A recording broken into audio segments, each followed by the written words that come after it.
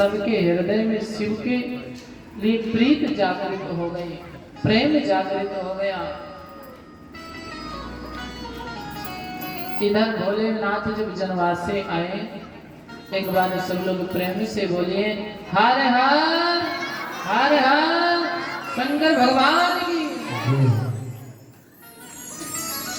जब भोलेनाथ जनवास से आए ना, तो विष्णु भगवान तो देखो कल से ही भोलेनाथ के साथ व्यंग वचन बोल रहे हैं।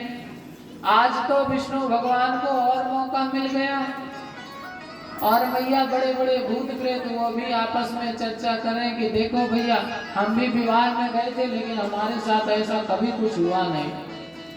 भूत प्रेत कहते कि भोलेनाथ जिस ससुराल में दुनिया में किसी को कहीं सम्मान मिले ना मिले, लेकिन ससुराल में जाके सम्मान सब लोग प्राप्त करते हैं। और कुछ लोग तो ऐसे होते हैं रोज ससुराल भागते हैं।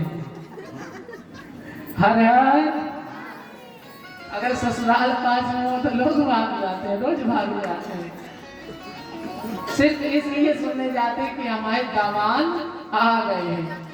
हर हर शंकर भगवान की।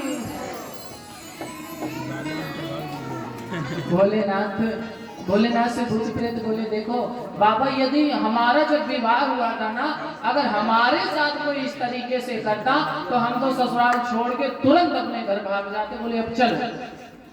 सबके सब भूत प्रेत यही बोलते। विष्णु भगवान बोले देखो अगर हमारे विवाह में कोई जरा से भी अगर नोक झोंक हो जाती, हम भी विवाह छोड़ के। अब भोलेनाथ ने देखा, बोले भूत बोले तो बोले आप भी। बोले क्यों? बोले हमारे विवाह के लिए तो ससुराल भी है, अपनी देखो। विष्णु भगवान बोले क्या? बोले आपका विवाह तो बहते हुए जल में हुआ था, समुद्र में। जरा से भी अगर बराती इधर उधर हो जाते तो सबके सब बराती हार। बोले विष्णु भगवान बोले ठीक है भोलेनाथ, हमारा विवाह कैसे भी हुआ था, लेकिन अपमान तो नहीं हुआ, आपका तो बहुत अपमान हो गया। भोलेनाथ बोले कौन सा अपमान? बोले देखो आप आए बारात लेके दरवाजे में, और दरवाजे में किसी ने अगवानी नहीं की। आपके लिए जो जल था, जो पुष्प था, जो अच्छा थे, सबके सब फेंक दिए। आपको न चंदन लगाया, न आपकी आरती उतारी। अब होगा क्या? बोले आप तो ऐसे ही ऐसे हो, आपकी तो पूरी बेइज्जती हो गई। भोलेनाथ बोले बस इतनी सी बात? हाँ इतनी सी बात। और इतनी सी बात क्यों? इतनी बड़ी बात? भोलेनाथ बोले कोई बात नहीं, इसका मतलब जानते हो क्यों? भोलेनाथ ने विष्णु भगवान से पूछा बताओ आपकी सास कितना पढ़ी लिखी थी? विष्णु भगवान बोले मेरी तो सास ही नहीं थी विवाह के समय। बोले हमारी सास है, पर ऐसी वैसी नहीं है, बहुत ज्यादा पढ़ी लिखी है, वेद वेदांत का ज्ञान रखती हैं, और इनके तो गुरु भी नारद जी महाराज हैं।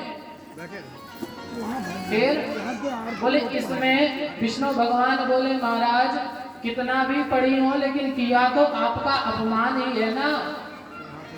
भोलेनाथ बोले इसमें अपमान की कौन सी बात? तो बोले इसमें पढ़े लिखे जैसी कौन सी बात हुई? हर हर विष्णु भगवान कहते हैं पढ़ी लिखी जैसी कौन सा काम कर दिया? भोलेनाथ कहते हैं सुनो, आप कहते हो आरती नहीं हुई? बोले हाँ। चंदन नहीं लगाया? हाँ। और पैर नहीं बोले? बोले हाँ। इतने ही सब कुछ था? बोले हाँ। बोले देखो अब हम बताते हैं हमारी सास कितना पढ़ी है।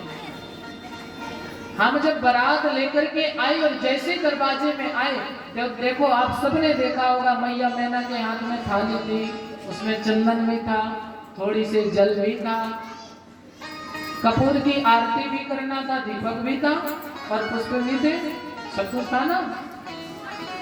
विष्णु भगवान बोले सब था, लेकिन किया तो कुछ नहीं। भोलेनाथ बोले वही बता रहा हूं। सबसे पहले देखो हमारी सास ने देखा कि जब हमारे दामाद आएंगे तो पाद प्रक्षालन, पैर धुलाएंगे, जल से आचमन कराएंगे। जब हम आए सास ने देखा कि हमारे दामाद के तो सिर में पूरी गंगा मैया विराजमान है, और गंगा मैया के सामने कोई एक लोटा जल दिखाए तो बोलो गंगा मैया का अपमान होगा या? अब पानी ही तो होगा। बोले हमारी सास ने देखा कि हम एक लोटा जल लिए खड़े और हमारे दामाद को पूरी की पूरी गंगा मैया लेकर के आ गए।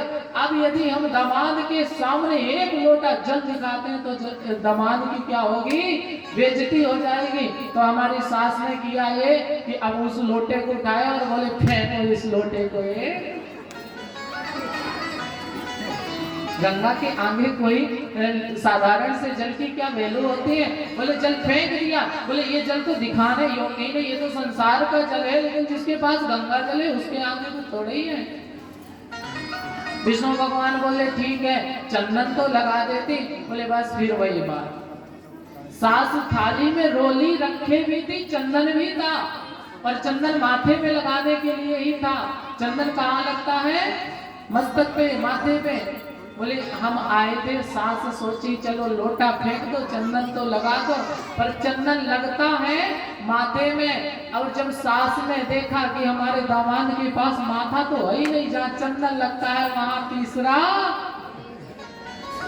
भोलेनाथ बोले एक बात बताओ, आंखों में तो सिर्फ काजल लगाया जाता है, अगर आपकी आंख में कोई रोली भर दे, कोई चंदन भर दे तो सम्मान होगा या अपमान।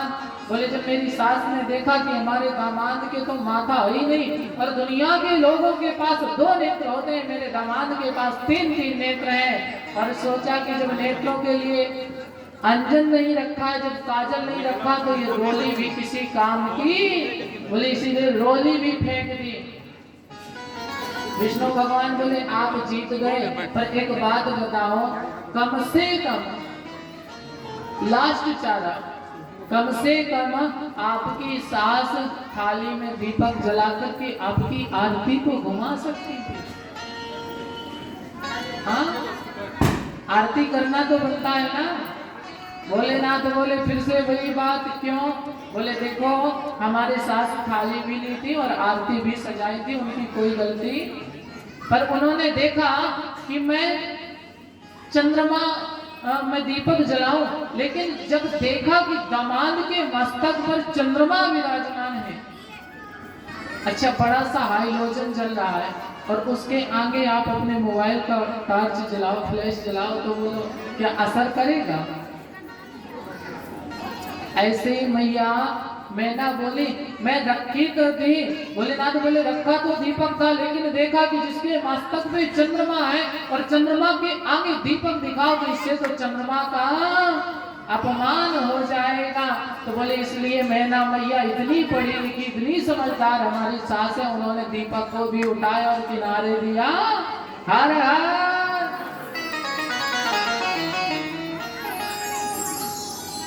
भोलेनाथ बोले वाकई बहुत समझदार सास है, और भगवान करे कितनी समझदार सास किसी दूसरे को, नहीं तो आधे के आधे तो कमाने ही ले जाएंगे। हर हर